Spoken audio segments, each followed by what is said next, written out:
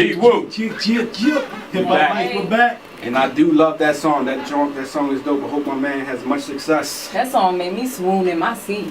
She was swooning. I was swooning like. She was on another level, man. Like, she was swooning.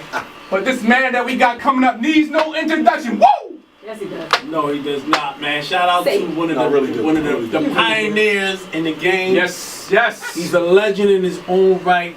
It's my big brother, because he's actually Everybody's big brother. Introduced me into the game. Cool. Yo, it's a pleasure to have this man sitting in the studio tonight, man. Please show your love for the one and only international DJ Cory. Abby, can I borrow your sunglasses real quick? See whose wrist is blinded. Oh, I know. That pinky ring. He's blinded. So I need some shades on him. I actually just wear shades. I just borrowed this from his old stash. He know he got the old stash, because Cory was the leader wearing the hot jewelry. Yo, I remember. He's not new to this. I remember going. Well, KY used to let me tag along with him when I was a young boy. This boy, I used to see this boy come up on stage. I'm like, oh, it's Cory. You know what I mean? I used to feel like there was a god in the room, man. If people can I see swear to God. put your arms up in the air. Yo, like Black Cause Jesus. you like, don't know, yo, you don't know. I love radio. Right. Radio right. DJs, Right. I love it. Right. And when I see my man, like, cause I know you went all over the United States DJing. And I'm like, oh my God. Yeah. Cory, But I'm gonna keep it real with y'all. You know, I am, and I was a good DJ. You know, but I was a great marketer. Right. So marketing was always very big to me. You know, so I knew how to, you know, take a product and package it, and you know, it just so happens that I was the product. You know what I'm saying? So you know, really knew how to market, man. So, you know, I just say that to all the up and coming artists out there. You know, you really got to get that marketing. Put yourself out there. Exactly. You know, now I've been in you know, community development work and nonprofit world for a while now, and they understand, they get it. You know, so they know how to package their program. You know, and you know, a lot of that, what they do is 90% of marketing to the grant funders and so forth. You know what they do, and 10% of it be the program. You know, marketing was a big part. I know one of the biggest things that I learned, you know, rolling with you was you had this thing you always said, you always got to make yourself bigger than what you are.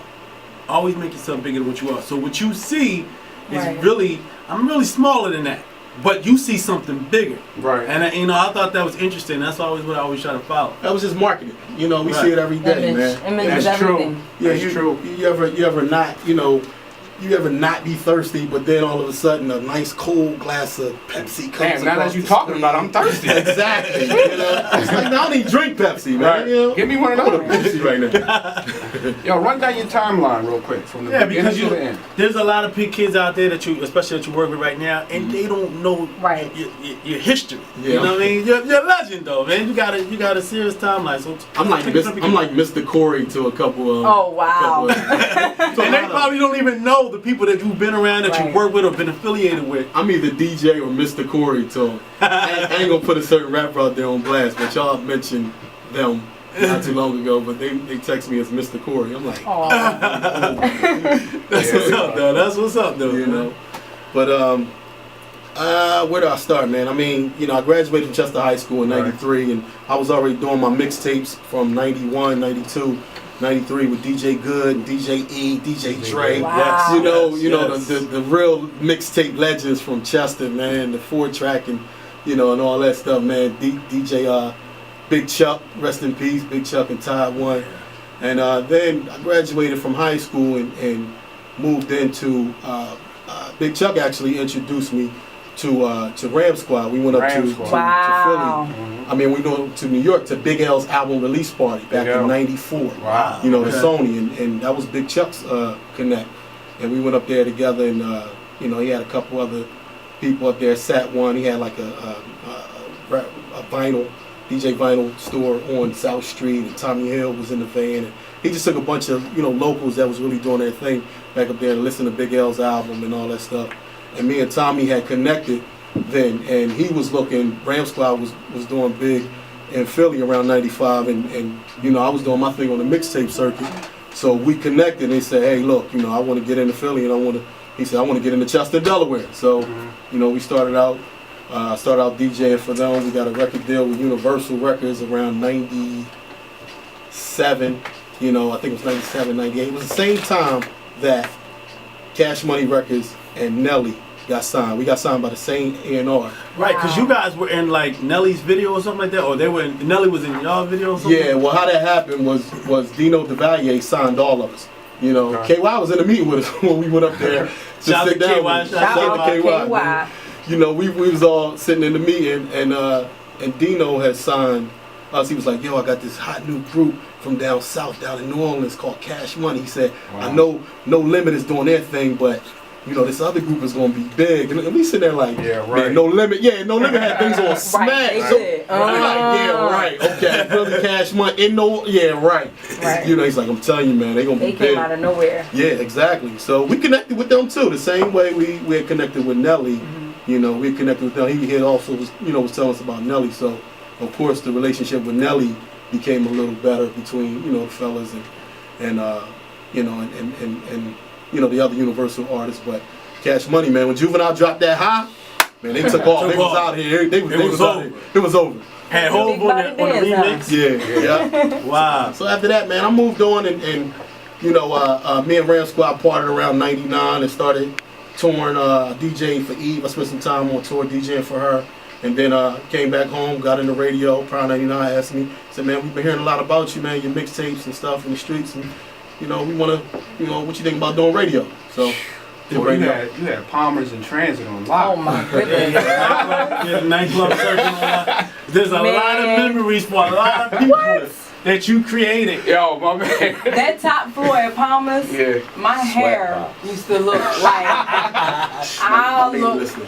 Man, Now, you know what though? There was a story you told me that you actually had Transit and you had Club H Street Lounge or something. Baja. oh, Chrome. At the same time. Yeah. And then they gave you Chrome on the same night that you had Transit already bubbling. Yeah. And you had to just take it. Man, well, what it was, man, listen, the club owners, they know all they want you to do is come in and get their night popping. They got a bill, they got mortgage to pay. So all they want you to do is come in and get it popping. Once you get it to a certain level, they either gonna raise your rent or, you know, they gonna boot you out and take over the night. Right. So I knew it was obviously coming, and that's around the time, you know, we was hanging with AI, with Allen Iverson, man, you know, and I said, Chuck, man, I said, look, your birthday's coming up. I just struck a deal with this Club Chrome. I said, why don't we do a party? He said, man, hey man, look, I'm with whatever, man. So the first, so you know, the first night at Chrome, we was already doing Transit, but Transit was starting to get a little fickle, like with the numbers, like, you know, he was really pressing me to try to go up on the rates and all this other. Well, we need you to pay for this. I'm like, listen, this ain't gonna work. So Chrome had just got renovated and everything, and you know, they turned around and they said, you know, Chuck said he agreed to doing the party. So I said, what we're gonna charge the fellas, but we're gonna do ladies free all night for your birthday party. It was a zoo out there. Wow. Yeah, it was crazy. Now, was that the night you had Styles P come through, or was that the next week? I can't remember, man. You talking about 11 years ago, man. That stuff, man. It was I remember those days. You ever miss the good old days, man? You get the old feeling back, like the adrenaline rush when you up on stage, people yelling, people dancing, people grooving off of you. Something not like that. Yeah. Not too much like that. You know, I'm really, the life that I live now is such a more life of peace and purpose, man. You know, and more fulfilling, man. You know, back then it was so fast, man. And who can tell you who was with me? You know, it was so fast, man. It was always, you didn't really get a chance to enjoy it.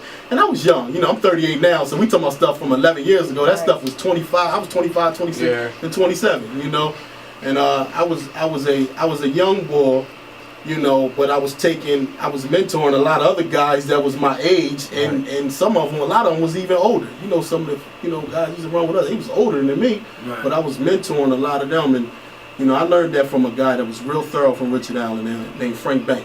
You know, he died, may rest in peace, in 97. He was only 25, but he was like a mentor to all of us. Right. He was the one that had the relationship with, you know, with like the Joey Molinos, and he was brokering big deals in the area with major people and bringing money to the movement that was going on at the time, you know. So I just picked up off of him, and that was the first place that I learned, you know, I really received like a mentor. I probably was about 21. He was 25, you know, mentoring all of us, man.